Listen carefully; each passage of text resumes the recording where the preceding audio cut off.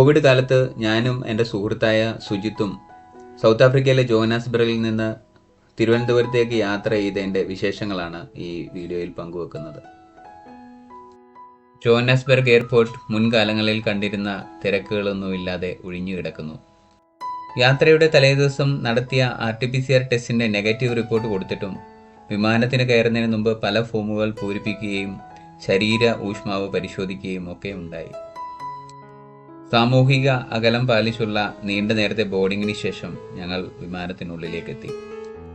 കൈയുറകളും ഇരട്ട മാസ്കും ഫേസ് ഷീൽഡും ഒക്കെ ധരിച്ച് 8 മണിക്കൂർ ദൈർഘ്യമുള്ള ഞങ്ങളുടെ ആദ്യത്തെ ഫ്ലൈറ്റ് ദുബായിലേക്കാണ്. വിമാനത്തിനുള്ളിലെത്തി എവിടെ തൊട്ടാലും ഉടൻ തന്നെ സാനിറ്റൈസർ ഉപയോഗിച്ച് തുടയ്ക്കുന്നതാണ് കോവിഡ് കാലം നൽകിയ പുതിയ പാഠം.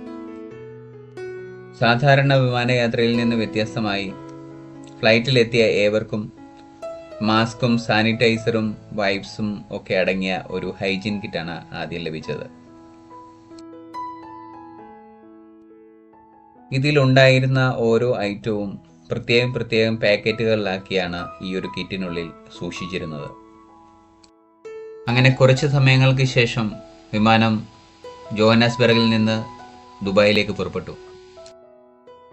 വിമാനം പറന്നു പൊങ്ങി അധിക സമയം കഴിയും മുമ്പ് ആഹാരം വിളമ്പി തുടങ്ങി. കൊറോണയെ പേടിച്ച് മാസ്ക് ഊരി കഴിക്കുവാൻ ഭൂരിപക്ഷം ആളുകൾക്കും ആദ്യമൊക്കെ പേടിയായിരുന്നുവെങ്കിലും യാത്രയുടെ ദൈർഘ്യം കൂടി വന്നപ്പോൾ പേടിയൊക്കെ വിശപ്പിനു മുമ്പിൽ കീഴടങ്ങുന്നതാണ് കാണാൻ കഴിഞ്ഞത്.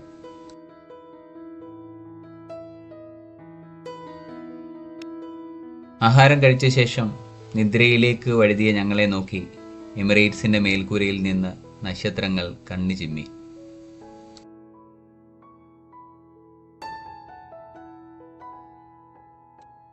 എട്ട് മണിക്കൂറത്തെ യാത്രയ്ക്ക് ശേഷം ഞങ്ങൾ ദുബായിൽ എത്തിച്ചേർന്നപ്പോൾ ഇന്നേ വരെ തിരക്കില്ലാതെ കണ്ടിട്ടില്ലാത്ത ദുബായ് എയർപോർട്ട് വിജനമായി കിടക്കുന്നതാണ് കാണാൻ സാധിച്ചത്.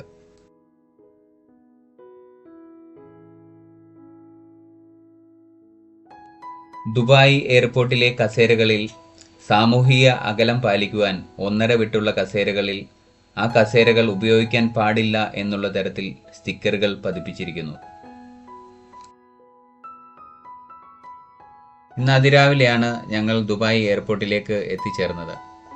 ഉച്ചയ്ക്കായിരുന്നു ഞങ്ങളുടെ അടുത്ത ഫ്ലൈറ്റ് തിരുവനന്തപുരത്തേക്ക് പുറപ്പെടേണ്ടിയിരുന്നത്. പക്ഷേ കേരള തീരത്തിന് സമീപം ചുഴലിക്കാറ്റടിക്കാനുള്ള സാധ്യത കണക്കിലെടുത്ത് തിരുവനന്തപുരത്തേക്കുള്ള ഫ്ലൈറ്റ് രാത്രിയിലത്തേക്ക് റീഷെഡ്യൂൾ ചെയ്യപ്പെട്ടു.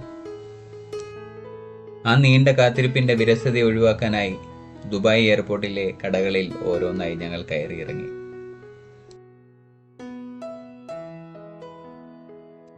അതിൻ്റെ കൂടെ തന്നെ ഞങ്ങളുടെ ഫ്ലൈറ്റ് റീഷെഡ്യൂൾ ചെയ്ത സമയവും ഗേറ്റും അപ്ഡേറ്റ് ആയോ എന്ന് നോക്കിക്കൊണ്ടേയിരുന്നു. അങ്ങനെ നീണ്ട ഒരു പകലിൻ്റെ കാത്തിരിപ്പിന് വിരാമം ഇട്ടുകൊണ്ട് B22 എന്നുള്ള ഗേറ്റിൽ തിരുവനന്തപുരത്തിനുള്ള ഫ്ലൈറ്റിൻ്റെ ബോർഡിംഗ് ഒരുക്കങ്ങൾ തുടങ്ങി. ജോഹന്നാസ്ബർഗിൽ നിന്ന് ദുബായ് വരെ വന്ന വിമാനത്തേക്കാൾ താരതമ്യേന ചെറിയ വിമാനമാണ് തിരുവനന്തപുരം യാത്രയ്ക്കായി ഞങ്ങൾക്ക് ഉപയോഗിക്കേണ്ടിയിരുന്നത്. കൂടാതെ നമ്മൾ യാത്ര ചെയ്യുന്ന രാജ്യത്തെ കോവിഡിൻ്റെ വ്യാപനവും കണക്കിലെടുത്തായിരുന്നു സുരക്ഷാ ക്രമീകരണങ്ങളിലെ മാറ്റങ്ങൾ. നടുക്കത്തെ സീറ്റിലിരുന്ന് യാത്ര ചെയ്യുന്ന ആൾക്ക് എയർലൈൻസ് നൽകുന്ന പ്രത്യേകം PPE കിറ്റ് ധരിച്ചു വേണമായിരുന്നു ഈ യാത്ര ചെയ്യുവാൻ. ഭാഗ്യം കൊണ്ടോ ദൗർഭാഗ്യം കൊണ്ടോ മിഡിൽ സീറ്റ് കിട്ടിയ സുജിത്ത് PPE കിറ്റ് ധരിച്ച് യാത്രയ്ക്കായി തയ്യാറെടുത്തു.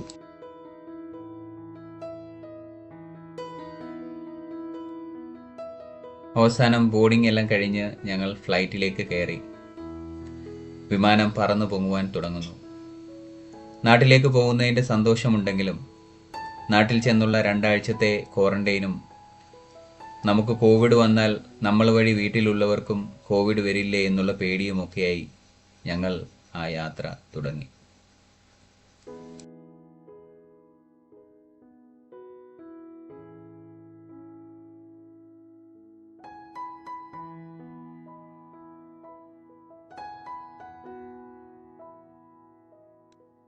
ദുബായിൽ നിന്ന് തിരുവനന്തപുരത്തേക്കുള്ള യാത്രയിൽ ഭക്ഷണം കഴിക്കണ്ട എന്നതായിരുന്നു ആദ്യ തീരുമാനമെങ്കിലും ദുബായ് എയർപോർട്ടിലെ നീണ്ട കാത്തിരിപ്പ് എല്ലാ തീരുമാനങ്ങളും മാറ്റുന്നതിന് കാരണമായി.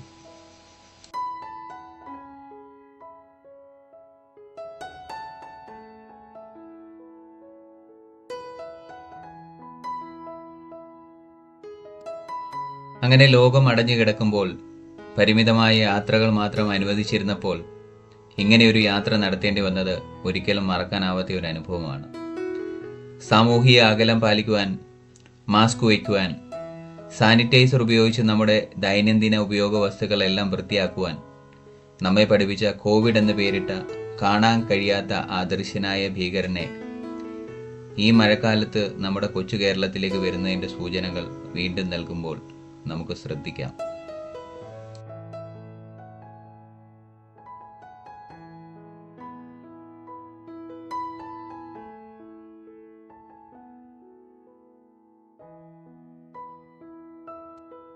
കോവിഡ് കാലത്ത് നിങ്ങൾക്ക് ഇങ്ങനെയുള്ള യാത്രാ അനുഭവങ്ങളോ മറ്റെന്തെങ്കിലും രസകരമായ സംഭവങ്ങളോ ഉണ്ടായിട്ടുണ്ടോ?